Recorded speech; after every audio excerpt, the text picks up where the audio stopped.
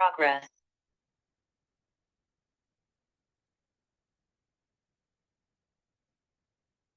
Welcome, everyone. I'm going to give some time for people to join, and then we'll get started this morning.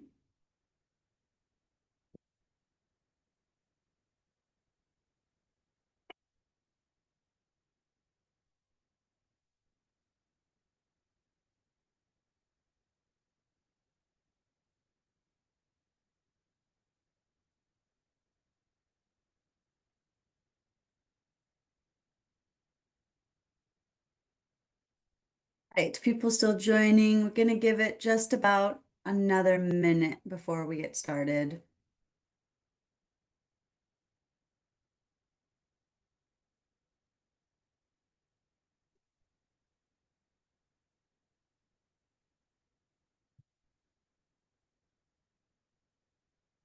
Okay, it looks like the entrants have slowed, so I'm going to go ahead and get us kicked off because we do have a lot on the agenda for today that we're hoping to get through, and we want to leave ample time for Q&A.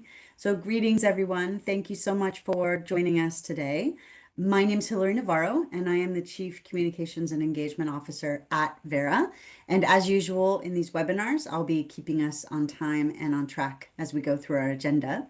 This is our third Stakeholder Update webinar of the year. Our next one is slated for the end of October, and registration for that is already available for that session on our website in the events section.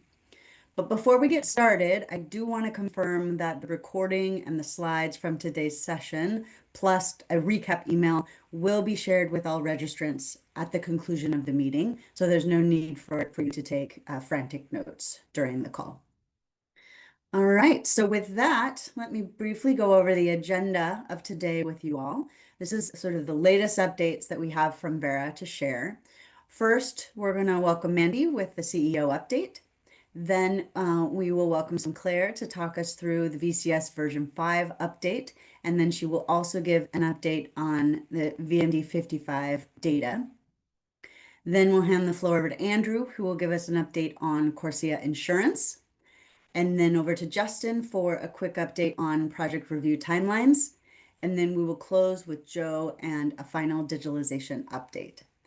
After that, we will go into the Q&A. And as a reminder, you can type questions into the Q&A module at the bottom of your Zoom console at any time during the session. We'll either answer in writing throughout the webinar itself, or if your question is broadly applicable, we'll answer it live during the Q&A, so we get it on the video recording. Given the size of the people of our audience, we are not able to accommodate live questions. So just flagging that if you do hit the raise your hand button, we won't be able to call on you. And we'll ask you please just to put your questions in the Q&A module. All right, so with that, I will welcome Mandy Rambarros, our CEO, and invite her to give her CEO update. Thank you so much, Hilary, and hi, everybody. I've had the pleasure of talking with many of you one-on-one in person over the last year. And a lot of the feedback that you hear today and you hear in our webinars is based on that, what we're hearing from you in terms of your challenges, your issues that you're facing with Verra. So if there is anything we haven't covered and you feel you would like for us to cover in future webinars, please do email us on info@verra.org, and that we will make sure to cover those topics. So to kick off things this morning, afternoon, evening, I would really like to introduce you to Staten Hammock, who joins us as our General Counsel. Staten comes from Katona Climate, a carbon project finance company, where he has so much experience and so much knowledge in the carbon financing world, in the carbon project management world. So we're really, really thrilled to have Staten on board, and I'm sure you will meet him also in the coming days and weeks. So welcome, Staten. We're very glad to have you here. Glad to be here. In terms of, great. So in terms of this webinar, it happily coincides with my almost 1-year anniversary as the CEO of Verra. And so you would see that prompted a thought piece that has been published on our website, reflecting on the 1 year and what I want to do today is just underscore a couple of points from that piece, but you're more than welcome to follow up with us if you have any more in-depth questions around that. But I really briefly want to talk about 3 points from there. The first is Verra's evolution. So when I took on the job of the CEO as CEO of Verra, I knew what I was signing up for. Well, for the most part, the VCM was and still is under a lot of pressure, and Verra was very much so in the spotlight.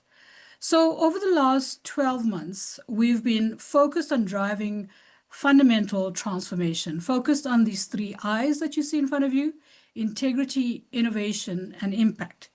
Integrity, innovation, and impact. I like alliteration because it reminds us of the things that we're wanting to do. And what has that led us to? That has led to some revolutionary new methodologies, which you've seen us publish, acceleration of our digital transformation, which Joe is going to talk to a bit later. You've seen phenomenal improvement in our project review times, which Justin will also touch on. And then very importantly, establishment of our very responsive and transparent engagement team. And I think a lot of you have had the pleasure of meeting with this team and engaging with this team. And I must say it works both ways. We've really, really appreciated the engagement that you've had with our team and taking us up on the offer to give us feedback and to talk to us. So establishing that team has been a really important step in this direction of our evolution. And also, very importantly, swift and decisive action against those who have undermined the integrity of the carbon market. That is extremely important. Now, all of these things are work in progress. We're not 100% there on them. But as always, we want to continuously improve. So your feedback, your inputs, what are we doing right? What are we doing wrong? Is there things we can do better? More than welcome to hear your input. Number 2, and point 2, of course, transformation comes at a cost. And this brings me to this point on financing and fundraising. So there's been a lot of speculation around our finances. They've been doing the rounds for a while.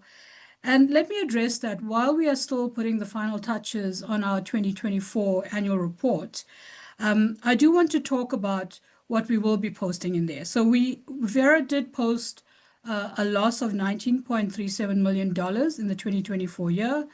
And this followed on from strategic decisions that were taken at the time by the leadership at the time to treat 2024 as a year of investment.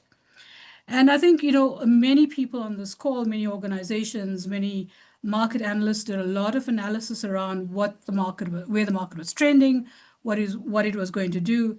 But it became very clear that the market was taking longer than expected to rebound. We obviously, all of us on this in this system are also still waiting for that. So of course we had to course correct as Verra to deal with that. So coming in, having to make really, really tough and difficult decisions in order to course correct from where our finances were going. So doing things like reducing staff, refocusing our resources. We scrutinized budgets, cut costs, phased and deferred work where we could, because every single dollar costs. But I must underline that none of this was anything to do with compromising on quality. That is the one bar we will never shift, and that is compromising on quality. So those were really hard choices, but they were strategic and they are starting to pay off. We're seeing that already. We're obviously very busy now in the middle of the year with 2025 financials. What I can tell you is that the course correction has worked. We are on a sustainable path with very strong cash reserves to support our mission going forward. And also as a nonprofit, Verra is fundraising. We continue to fundraise. We're looking at purpose-aligned support to strengthen our systems, invest in innovation, and ensure the long-term health of the carbon market, not just for Verra, but for the market itself. And this brings me to my third point that I want to come to, and that is around the future of the market and what is it going to take for us to scale. Now, in this last year, I've had amazing, enlightening, very stimulating conversations with many of you around this very topic. And what that has led to is 4 focus areas that we've sort of identified that are needed in terms of scaling the market. So the first is making the market easier to navigate. Now, some of you might be going, yeah, that's not rocket science. But what we're hearing a lot from buyers and investors is that we have a market that is inconsistent, that is unclear. What we want is clear, consistent guidance, so clear understanding of what the business case is to invest in high quality credits and how do we drive that. So we're very keen to work on that and to make that pathway extremely clear on how the market can be easier to navigate, what it takes to navigate the market, all for the benefit of growing the market to get climate financing where it is needed the most. The second is to partner and bolster with those that already help to shape the market. So working hand in glove with governance systems that are already in place and with governments on their regulations in order to reduce duplication, to reduce fragmentation, and talks to the point that I've been saying often now about dropping the V in the VCM. How do we bring these things together and bolster what is already on the table and not start looking at new initiatives and start poking around on what else can we add to this already complicated market. And third is to work with allies to strengthen policy signals that will drive corporate and voluntary action. So moving in the same direction towards greater climate action, which I know that all of us on this call are really here for. And then fourth is the market needs a clearer story, one that explains how they work, but really importantly, why they matter. You know, when I see negative press about the carbon market, and I'm not looking at this through rose-colored glasses, I know there have been problems in the past. But when I see negative press around carbon markets and how they're not working, there's often a quote that comes to mind, and it says that until the lion learns to write, every story will glorify the hunter. And that is why, with the work we're doing on narrative, on communications and engagement, our impact story is to give voices to those where carbon markets have actually changed lives. And so when those people tell the story of why carbon markets matter, it really is impactful, and we want to make sure that those voices are heard. Our efforts are about strengthening the market, and this is a system that we're all a part of. And so this is not something that, as Verra, we think we can do on our own. Very much want to take hands with all of you, reach out to us, talk about these 4 focus areas, how we want to drive it, how we get involved, and really want to work together with you on this. So thank you very much, and I'm going to hand back to Hilary. Thank you very much, Mandy. So now I'm going to welcome Sinclair, who is going to give us 2 updates. First, she's going to give us an update on VCS version 5, and second, on what to expect with Verra's VMD 55 red data releases. So over to you, Sinclair. Great. Thanks, Hilary, and hello, everybody. As most of you know, we have been working on the next version of the VCS program over the last couple of years. So today I want to remind us all of what our objectives are for VCS version 5 and outline how you can engage in the remainder of that development process. So there are 3 core objectives on the next slide of VCS version 5. The first is to increase program integrity. Many of the proposed updates in version 5 include, things like piloting innovative alternative permanence approaches and a risk-based approach to designing and implementing safeguards, both of which aim to increase the integrity of key components of the VCS program. Our second objective is to improve the program's accessibility and usability, which we aim to do through updates like standardizing effective dates for new program updates and methodology revisions, and simplifying existing rules wherever possible. And then the third objective is to ensure that the VCS program's scope maximizes impact.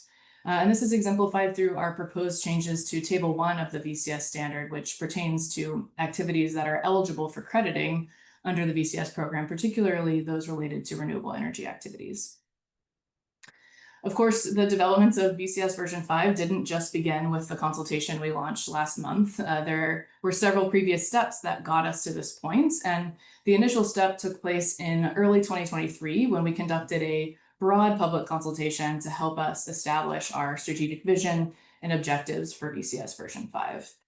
And then in September of last year, we conducted a public consultation on several of the high-level changes proposed for version 5. Some of those proposed changes are also in our ongoing consultation, where we modify the proposal, hearing from your feedback and are seeking further feedback on the new version of the proposal. And then in the meantime, we've started to publish parts of version 5 to enable quicker implementation of key version 5 components that are already fully developed. And the methodology development and review process, or MDRP, is an example of this, which we released last month. So as I alluded to, we recently launched a third public consultation related to VCS version 5. This is the final consultation for version 5 and is running from June 26th through August 11th. All the comments need to be submitted electronically using our digital public consultation form, which you can find in our project hub. And you can view the public consultation document itself, which outlines the proposed updates in this round of consultation on our website. The QR code that you see here on the screen will also take you straight to the page that connects you to both that consultation form and the consultation documents. We also held a webinar recently to introduce each of the proposed updates included in this consultation, so you can check that webinar out, hear a little bit more about our rationale by listening to that recording, which is linked in these slides and also on our website. But should you have any questions as you engage in the public consultation, please reach out to us by emailing secretariat@verra.org. So the list you see here gives you an idea of the topics covered in this consultation and how they align with each of those objectives I described earlier. So each of these are described in their respective sections of the consultation document, and that includes an outline of the challenge or the issue that we're aiming to resolve, the proposal itself, and its rationale. So we want to give you that context so you understand, and it can help us determine that whether our proposal is actually addressing the issue we're aiming to address. But now I want to take a moment to highlight one of the proposed updates in this consultation and a related consultation that's running at the same time as this VCS version 5 consultation. So that's about Table 1. Table 1 was introduced in version 4 of the VCS standard to control which activities from other approved greenhouse gas programs were allowed to register, transfer credits, or issue credits in the VCS program, particularly from the Clean Development Mechanism, or CDM. As the market, technologies, and common practices evolved, certain activities needed to be modified or restricted from moving into the VCS program. But since its introduction, Table 1 has been a source of many questions for our secretariat because the table is framed around exclusions and often multiple qualifications to those exclusions. It can be a little bit unclear for stakeholders. So to address this, we propose to express the information in the table as default eligibility rather than exclusions, so that when a methodology doesn't have geographic constraints, the defaults would then apply. And then second, in response to sort of the lackluster growth of renewable energy in many economies that we've seen in recent years, we propose to make grid-connected renewable energy activities eligible in a broader set of economies. And I'll cover those details in a minute.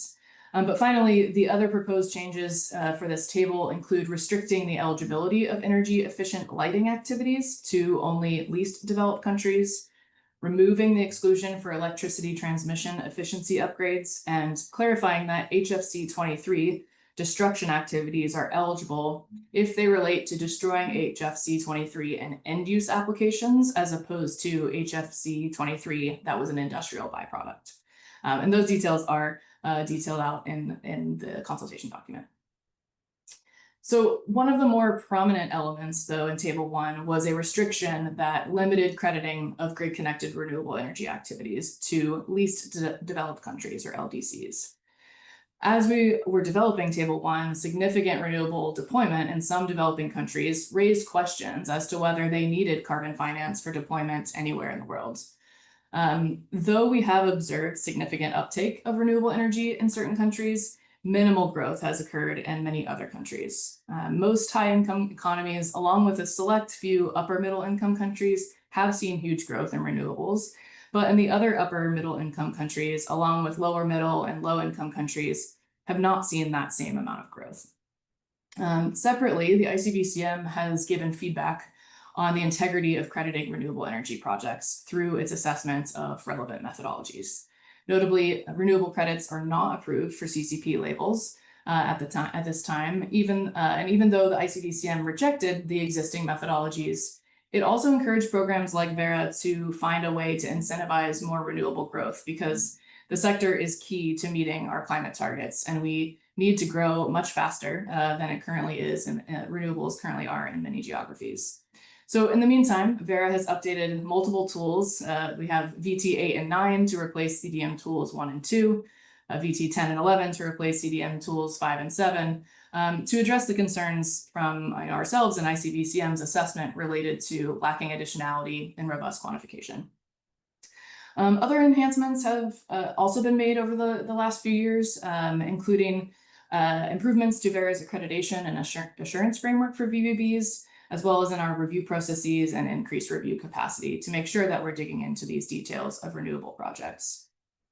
These enhancements, along with the continued need for scaling critical renewable energy in countries that need it most, justify our proposal to make renewable energy projects in upper middle, lower middle, and low income countries eligible for crediting.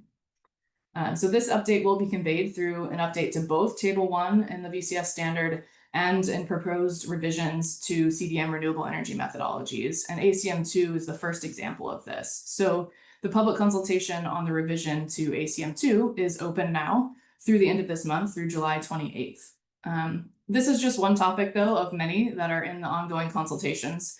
So please do take a look at these documents and share your feedback with us so we can make sure we are moving in the right direction.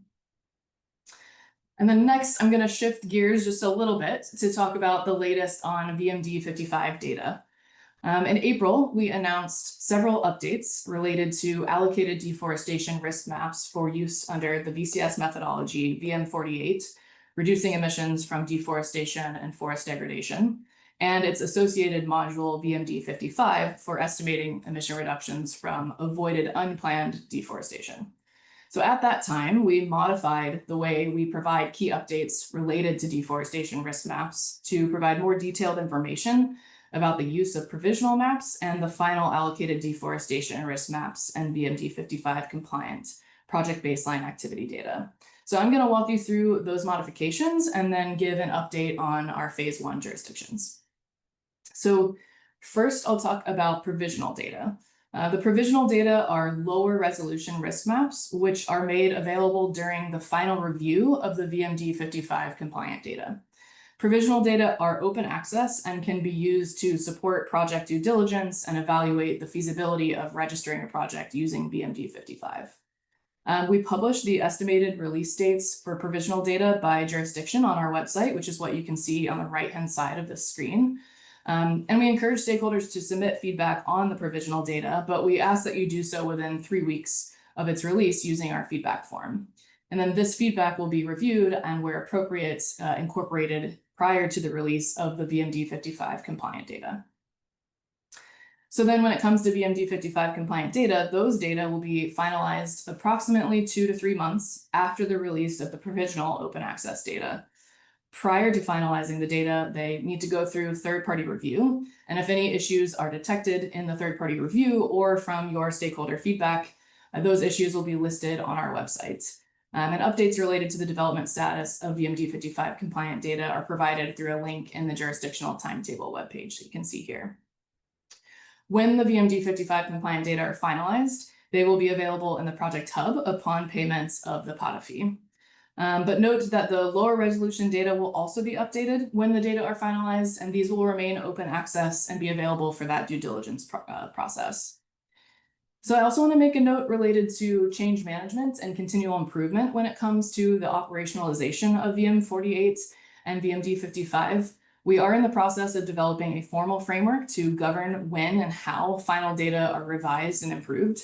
It will include versioning rules, a structured change log, thresholds for when updates require new releases, and a process for incorporating further user feedback and technical advances.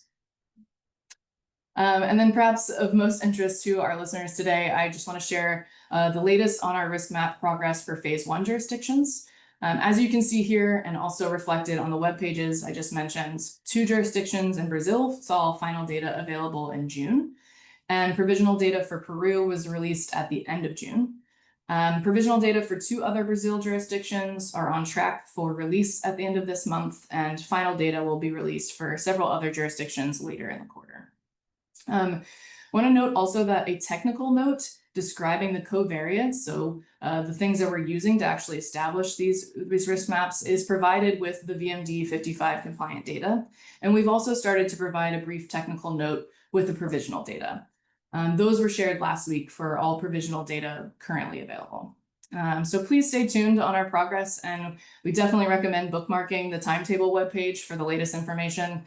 I personally frequent it all the time to make sure that we're staying on track and making sure that I'm aware of kind of which jurisdictions are up next. So definitely recommend the same for you. And as always, we want to thank all of you for supporting the advancements Verra and our partners are making in the RED space. What we're doing together is certainly not easy and has taken longer than initially planned, but we are making progress, and we appreciate all the work you guys are doing on the ground in the meantime. So with that, I'll go ahead and hand the floor over to my colleague, Andrew Howard, who's going to give us an update on CORSIA insurance. Thanks very much, Sinclair. So we wanted to give you an update on the eligibility of VCUs under CORSIA, and in particular on how insurance fits into the picture. And we're doing this because we've recently announced some insurance criteria, so that's on our website, and we'll soon be releasing more information on our insurance processes. Verra's CORSIA label guidance document is the one that explains the eligibility of the VCS and what methodology exceptions have been set. So please take a look at that if you haven't already. The CORSIA Phase 1 compliance period runs from 2024 to 2026, and this operates in parallel with the Paris Agreement. So in order to ensure there's no double counting, or more specifically double claiming, between the target systems that operate for Paris and CORSIA, the countries that host crediting projects must give their authorization under Article 6 of the Paris Agreement. And this commits the host country to not count the emission reductions or removals from the project towards meeting its own emission target set out under its nationally determined contribution, or its NDC, under the Paris Agreement. So the way that a host country excludes the emission reductions from its NDC target is by applying a corresponding adjustment when reporting on its NDC accounting to the UNFCCC. And this is recorded in country reports that are called biennial transparency reports, or BTRs. And this is where we need to look for the country's application of the corresponding adjustments. CORSIA requires Verra to ensure that there is compensation if a country inadvertently or otherwise does not do its corresponding adjustment in its BTR. Before we label a VCU as being fully eligible for CORSIA, Verra therefore requires that we receive a deed of accounting representation. Whoever signs this deed is taking on the responsibility for procuring and cancelling credits to match whatever accounting adjustments are missing from the country's reports. To give us confidence that the signatory can actually do this cancellation, we therefore require the signatory to also take out insurance in order to help them fulfill the deed of accounting representation. So a bit more information on this. Verra indicates the credits as being eligible for CORSIA by applying CORSIA labels to VCUs in the Verra registry. VCUs that can be used under CORSIA Phase 1 must have a vintage of 2021 or later, so this puts us into the area of needing to check the double claiming between NDC targets and airlines' use of credits under CORSIA obligations. And there are 2 types of CORSIA labels. The first is the CORSIA scope label. This indicates that the project's methodology has not been included by CORSIA. Sorry, this indicates the presence of the label indicates that the methodology has been included within the scope that CORSIA allows for the VCS, or what they call the scope of eligibility for the VCS. Now, what's very important is that the scope label by itself does not mean that the VCU is fully eligible for CORSIA. That requires the second label, which is the CORSIA eligible label. And to get this, the VCU must have met 2 characteristics. Firstly, the the Article 6 authorization is required, and in particular, an authorization for international mitigation purposes. And this is UNFCCC language for CORSIA. And secondly, the VCU has to meet Verra's own requirements for ensuring that no double claiming is going to take place. Now, the main route for this is indeed to sign and submit the CORSIA accounting representation together with a certificate that the appropriate insurance has been taken out. So this is where the representation and also the insurance criteria comes in. And on the next slide, I'll just run you briefly through several of the criteria. We've announced 7 here. Now, Verra will assess that the insurance policies available on the market actually meet these criteria, and we will then publish a list of the approved policies on our website. As you can see from criteria 1, insurance must either directly provide credits for cancellation or must provide a payout that is sufficient to procure enough credits for cancellation. It doesn't have to be VCUs. They can also be units from other CORSIA approved crediting programs, but they must be eligible for the appropriate compliance period. Now, most importantly, this means that the credits being procured for cancellation must also be Article 6 authorized. On the insurance term in criteria 3, the insurance must extend to at least 2 years after the BTR deadline that we should expect to see the corresponding adjustment in. The insurance isn't needed once the adjustment has been shown in the BTR, but in the event that no adjustment is made, the trigger for the cancellation doesn't fire until 2 years after the BTR, in order to give time for the missing adjustment to be made by the host country. So the insurance may not cover this full term from the outset, but it must at least be extendable until the point where the insurance is no longer needed.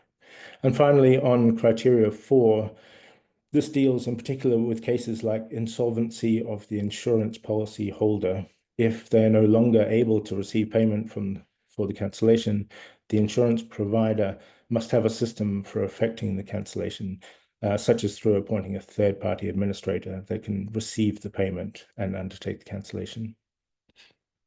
So on the last slide, there's just a few pointers as to our next steps. Verra is currently in the process of contracting an external firm to assess applicant insurance policies on our behalf against our insurance criteria. We expect to be making an announcement on the selected firm very shortly. We are also in the final stages of preparing Verra's deed of accounting representation, which we expect to release next month.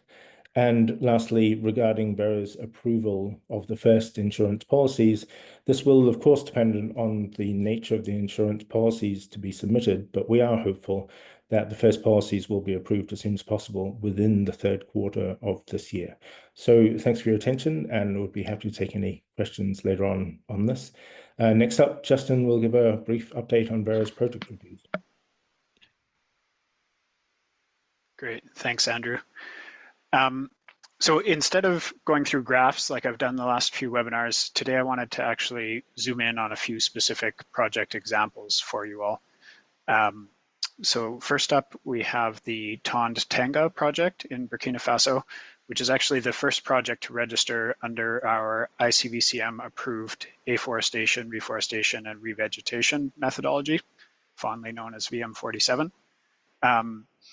So despite being the first project under this new methodology, and this is obviously a state-of-the-art, best-in-class methodology, and having 2 rounds of review where we had back and forth with the project and their VVB, this registration review request was completed in 51 business days, which is around half of what our service level agreement, or what we call an SLA, for a single review round.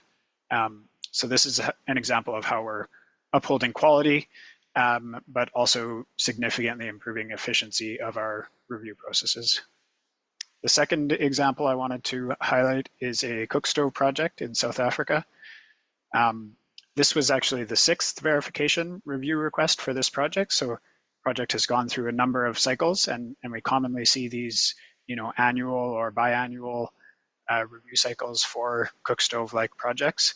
And with each iteration, we're now getting faster on our reviews. So we did still have a few rounds of findings for this, but they were relatively simple findings, and the VVB was able to respond to them quickly. So the whole request was approved after only 25 business days, well below the service level agreement for a single round. The third project in this table is a RED project in Tanzania, the Makame Savannah project.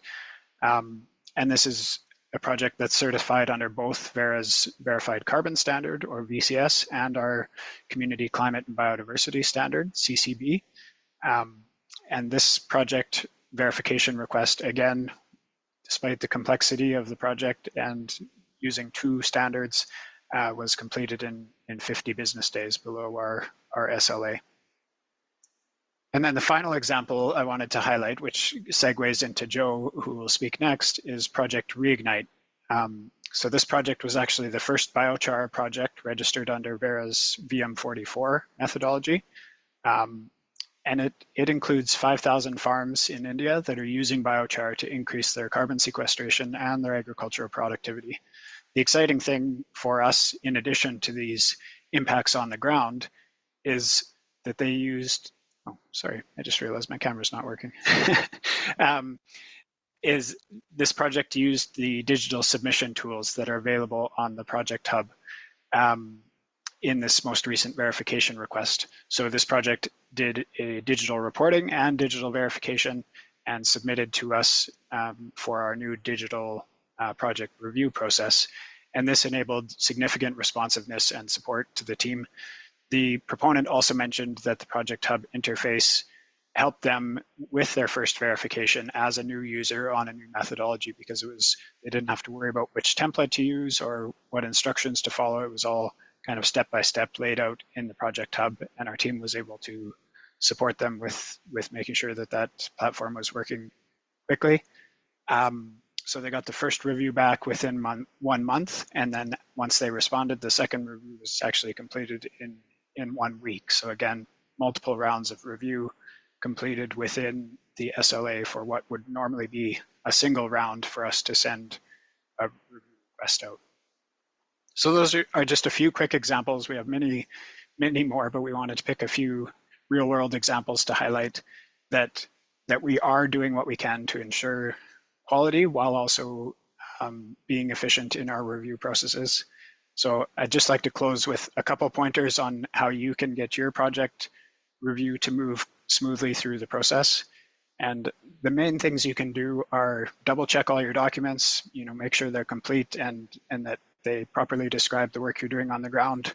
Work with your VVB to ensure that they are providing a thorough review and thoroughly documenting the things that they're checking, because that's the first thing that we review.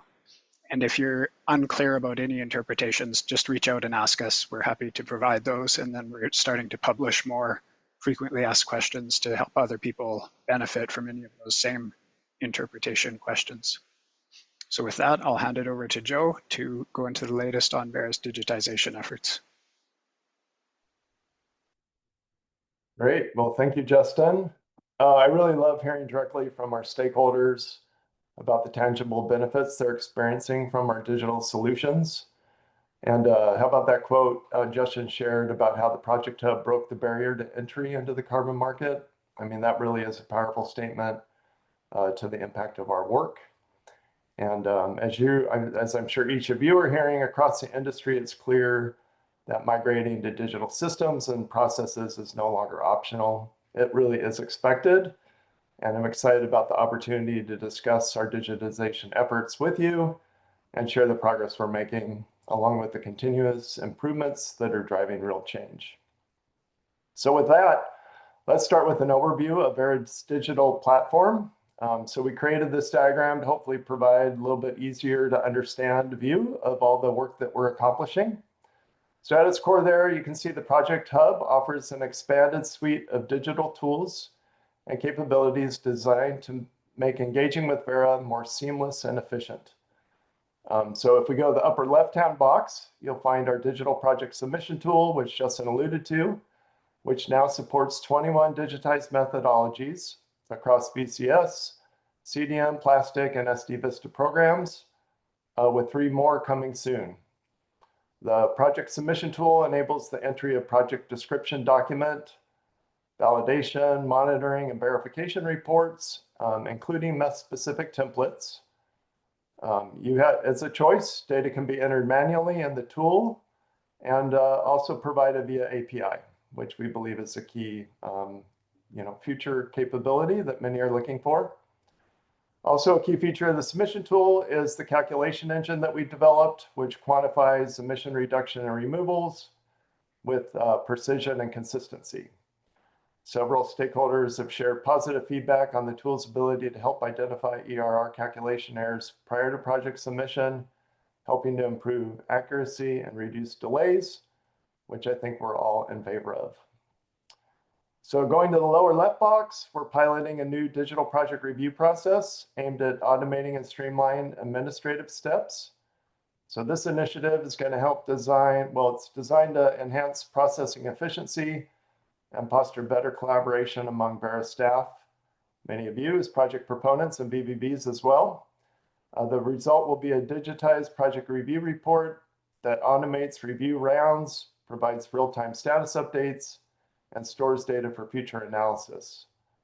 Be on the lookout. VBB training, actually one session is scheduled for next week, and several others are planned for August, with a broader rollout to follow in the coming months. So stay tuned for that. Additionally, public consultations are now integrated into the platform as well in a fully digital format, so that further supports transparency and accessibility. So to complete, the left side of the diagram is the project tracker, which is one of our most heavily utilized tools and provides the ability to track progress of project-related requests in real time. And I know many of you are already familiar with that one. And then navigating over to the right-hand side of the box, we've enabled a robust suite of digital tools and forms to streamline your workflow. Most recently, we launched the exemption request form. And as you probably saw, starting July 1st, all stakeholders are required to submit both the exemption request form and digitize VCS representations through the project hub. Though, of course, we'd like to see you leveraging the other forms available as well. And then, as Sinclair mentioned, VMD 55 compliant data will be accessible in the project hub once the POTA fee is paid by initiating a new POTA request. Our other tools and forms have seen strong adoption. So if you haven't tried them out, we encourage you to explore and really value your feedback. It is invaluable. We're continuously refining the experience to enhance usability and ensure optimal system performance, which we hope you benefited from. And then finally, the lower left-hand box highlights areas of innovation focused on expanding access to data and insights. So we currently have a number of pilot DMRB projects underway. And I know get asked fairly regularly, what can I do to pilot a DMRB project? And really the key requirement is that we're looking for, I'll call it shovel-ready projects. So projects that are registered and also align with one of our digitized methodologies. And then we're also testing a subscription-based data API, which will provide access to publicly available project and account data, enabling users to manage projects more effectively and generate market insights. Our project location review tool helps ensure there are no overlaps in project boundaries. That's something that we use internally, and our goal is to make this information externally available later this year. And additionally, our long-term monitoring system, which I've referred to in the past, leverages geospatial data and is designed to track nature-based projects for potential loss events, supporting long-term project integrity. We're testing that out internally. And again, our goal would be to provide that data available at some point in the future from an external perspective. So on the next slide, if you haven't seen it yet, we've introduced the Project Hub dashboard. Hopefully this is an easier way to navigate the site. So we've got an ability to simply click on any of the blue boxes below to go directly to the corresponding application of your choice, rather than navigating through the top feature bars, although you can do that as well. So as you'll notice on the right-hand side of the page, you'll find the option to switch to a detailed view, the little toggle there.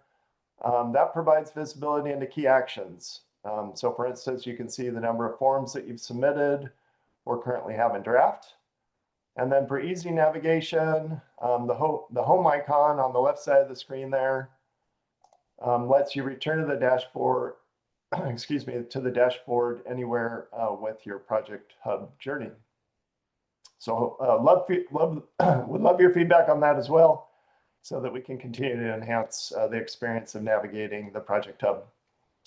And then on the next slide, and this is really reference material for you later, we digitized three new methodologies. So 2 for VCS that are noted there, 1 coming soon, which is VMD 51 or VM51. And then on the next slide, we've digitized one of the CDM methodologies with another coming soon as well. So you'll hear more about that. But like I said, Hillary will share this deck later, and you can use this as a reference source for the methodologies that have been digitized. Okay, so our next slide, we shared some exciting news. So our digitization strategy has gained significant momentum thanks to a 5-year capital investment from Verra, which is really enabling us to accelerate the digitization of 20 additional Verra methodologies over the next year. So great, that will be further enhance our ability to continue to really digitize our portfolio of methodologies and such. So the Verra Guardian integrates directly with the Verra Project Hub, which will streamline project workflows with the goal of enabling faster, more automated processes. This integration lays the foundation for a more scalable and high integrity carbon market built on trust and transparency, which we are all counting on. So as a first step, we've launched VM33, and count on future updates, which will further demonstrate how we're leveraging this capital investment.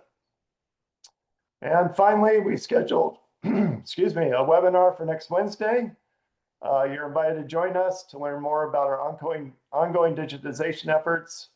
So during the session, we'll walk you through the Project Hub tools, answer your questions, and gather your feedback to help us continue to improve the user experience. So there's a link to the event there on the slide, and we'll look forward to seeing you next week. So we're excited to see you on the Project Hub, and please don't hesitate to reach out for help. And there's a number of different ways you can contact us there, including our YouTube channel, where you can see how to use some of our tools. So really appreciate your time, and back to you, Hillary. Thank you, Joe, and thank you to all of our speakers today.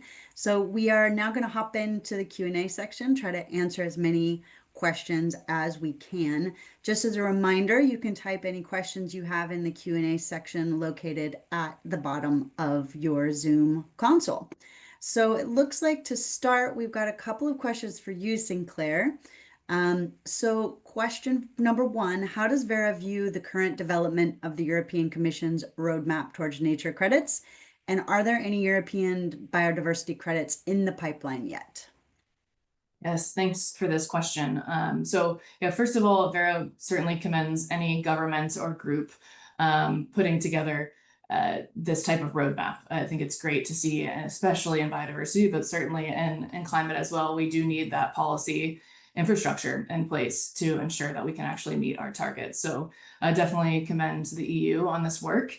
The one thing I think Verra would suggest, and we will participate in the consultation, is to make sure that we're building on all of the work that has already been done in the biodiversity crediting space.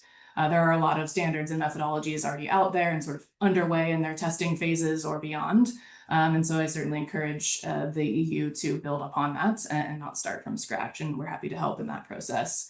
And then just on the pipeline question for European projects, we do have at least one project based in Europe that is using the nature framework, and expect that one to come in soon, hopefully later this year. And ideally a few more that we've been working with over the last couple of years would do so as well. And I think this roadmap only encourages them to be able to do that. So yeah, I'll leave that one there. Excellent. Thank you, Sinclair. And then another one for you while you're on the hot seat. will prior consideration be required for an instance to be included in the grouped project in version 5? Yeah, another important question. So any changes to our requirements related to prior consideration are still under development, and decisions related to those where we land will be shared in version 5 alongside, effective dates for those updates. So we don't have that exact proposal in place yet, but I would say a couple of things that we really need to keep in mind is making sure that any changes to these requirements don't add undue burden to projects to actually be able to meet these. And interact with our system to do so, and also don't get ahead of the really important stakeholder engagement and consultation processes that have to happen on the ground, especially where there are Indigenous peoples and local communities in these project areas. Those steps need to be taken and respected, and so any requirements we put in place would also need to respect those important steps in the early stages of project design. And then the last thing I would say is that we do have a number of proposed updates to our group project requirements currently out for consultation, and would encourage you to submit any reflections you have on the prior consideration component of those when you respond to that part of our consultation. Great. And another question came in for you too, Sinclair, while you're on camera. When do we expect version 5 to go into effect? Yeah, also a very fair question. So our goal is to release it at the very end of this year, but of course that will depend on the feedback we get from all of you during this consultation. We do want to make sure we're addressing that feedback and that what we put in version 5 is appropriate, meets the issues that we're trying to address, and want to make sure we take the time to address your feedback. So that's our goal, but stay tuned as we learn more from what feedback we get in. Thank you, Sinclair. All right, Joe and Venkatesh, we have some questions for you guys on the digitalization work. So we'll start with, how do you foresee AI affecting project development? What strategy is Verra considering to allow effective use of AI but prevent potential pitfalls? So just a small question. That's a great question. Thank you for that. So maybe there's a couple of angles on this one. So I alluded to DMRV pilots a little bit earlier. So as you may be aware, depending on the methodology, folks are using geospatial data, sensor data, and really using AI, machine learning models to bring that data in on, frankly, a real-time basis in some use cases. So the key with that, though, is really being able to understand outliers and ensure that the data source is verifiable. And so I think that's where AI will help to come in to help identify where those outliers are. And it's not just a systematic issue. It also is, so how do we ensure that those alerts are provided to the project proponents, to the BBBs, so that they can be reviewed and frankly mitigated from an ongoing perspective. So that's one way. So DMRV is one use case. The other that we're working on internally is leveraging the data assets that we have available. So as you are aware, most documents we receive historically have been through PDF. So we do have an effort underway to digitize that data, and to the extent possible, really start to harness and leverage that data for use cases which could help us to automate and further streamline the review process. Justin's alluded to RBA, which is our risk-based analysis, or risk-based approach. And so those insights based on different project characteristics could be leveraged to identify, which project types are more risky, with some of the criteria that's associated with that risk that we want to examine at a deeper level. And perhaps there's questions that we would add to the review process to try to sort that out sooner versus, sooner in the process versus later. So those are just a few use cases that are top of mind for us now. Thanks, Joe. Another question for you while you're here. Is the digital platform available for CCB standards, or will it be available in the future? That's a great question, and it actually is. So just within the project hub itself, we have a couple of examples where the template CCB has been provided for BM47 as one use case and an example there. Okay. And then another question, I'm not sure if this is for you, Joe, or if Katie, if you would want to, or Sinclair would want to speak to this. But the question is, has the digitization of VM33 version 2.1 caused any delay to the revision of VM33 announced in July of 2023? If no, how will this be rolled out in the digital format? Yeah, so maybe I'll give Venkatesh an opportunity to address that one if he has that information. Thanks, Joe. Revisions don't have any impact on digitalizing our methodologies. So we just revise them as we go. Great. Katie, would you want to add anything to that, or Sinclair? Yeah, just to say, I don't think that digitization slows down processes. I think it actually, excuse me, I think it actually improves the process in terms of providing another review and ensuring that all of the equations and processes within the methodologies are up to snuff. Great. And I specifically, the digitization of VM33 hasn't impacted the timeline of the revision at all. Okay.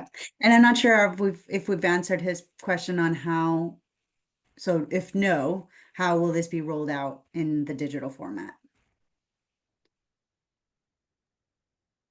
Maybe I can take that. Once the way we have done our work is they are upgradable to the next revision. That's the feature that we are working on in the Project Hub. So if you are concerned that, oh, if I do VM33 today, it is going to be revised in a few months, then I have to redo the work. Don't worry about that. We have an upgrade path on if you create any documents utilizing current version and it will be revised by Verra, the revised version will be available and you can simply update your documents to a latest revision. What that does is it pulls all the data from previous revisions specification into new one, and it will leave out or warn users of certain things that are missing in the system. So that is currently in progress. Not to worry at all. Thank you, Venkatesh. Okay, another question I think for you, Andrew. If a project is issuing regular VCUs without the CORSIA label, does the project need to obtain insurance in this case? Thanks, Hilary. I can give some comfort here. If you're not looking to put your credits into the CORSIA market, and therefore you're not looking to get a CORSIA label on your VCUs, then you do not need to worry about any of the insurance requirements, or in fact, any of the requirements that I spoke about earlier. Thank you, Andrew. Okay, Sinclair, I think another couple for you. The last consultation leaves off topics covered in past ones. Can you confirm if the past topics and changes are still on the board for version 5? Yes, absolutely. So in our previous consultation, the one that occurred at the end of last year, it was essentially what you could think of as wave 1 of all the updates we're considering for version 5. And what we have live now is what you could think of as wave 2. We didn't want to put all of these things to you all in one go. That would have led to an even longer consultation document and a lot of time from you. So we sort of batched them. That said, there are some items that we put into last year's consultation that, based on your feedback, we wanted to iterate on. And those then do appear in the consultation underway right now, where we wanted to get even more feedback before we land on a sort of final proposal. So that's all to say that if there's something in the first consultation last year that's not in this one, it likely means that we got the feedback we needed, and is pretty close to what we originally proposed in the consultation. And we've also published a summary of those comments on our website from that first consultation. So you can see how we're thinking about that feedback in that document as well. Great. Okay, and then I'm not sure who wants to take this one, but I think we could bring up our long-term monitoring system here. What data is going to be used for the deforestation alerts in the digital platform? Yeah, I'll take that. So I referenced our long-term monitoring system as part of the presentation. So we are looking at nature-based projects, and we are leveraging third-party geospatial data. to be able to identify loss events such as deforestation, fire, etc. We've looked at about 300 projects overall, and for right now, where we are detecting anomalies, we're sharing that with internal staff for them to follow up with stakeholders that haven't previously reported those loss events. So that's how we're starting. And like I said, we're exploring some use cases where we would have that data available externally as well. Great. And then another question, will there be a requirement to upload the collected biomonitoring data to the digital platform? So at this point, the expectation is emission reduction removals.